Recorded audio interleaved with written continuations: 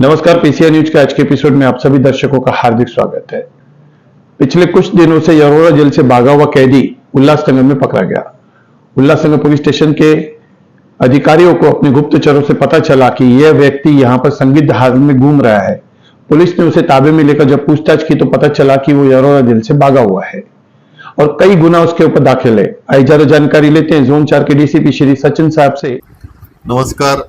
Ulhasnagar police station अंतर्गत सदरचा गुन्हा दाखल होता। या अनुषंगाने उल्हासनगर तपास पथक, त्यानंतर क्राईम पीटर आणि सिनियर पीटर या अनुषंगाने तपास करत होते। या गुन्ह्याच्या तपासामध्ये तांत्रिक विश्लेषण आणि गोपनीय बातमीदारा मार्फत एक आरोपीने सदरचा गुन्हा केल्याचं निष्पन्न झालं। त्या आरोपीला तपास पथकाने ताब्यात घेतल्यानंतर सदर गुन्ह्याची कबुली जी आहे त्यांनी दिलेली आहे। शिवाय त्या गुन्ह्यात चोरीला गेलेली मोटरसायकल जी आहे ती त्यांनी पोलिसांना दिलेली आहे।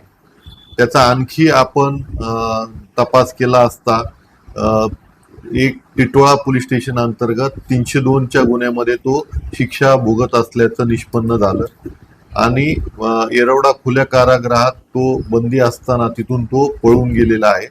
त्या गुन्ह्यामध्येही तो वॉन्टेड होता। त्याचा कैदी पलायनाचा गुन्हाही तिथे दाखल होता। तर असे हे दोन गुन्ह्यांची उकल जी आहे ते या आरोपीला पकडल्यानंतर झालेली आहे।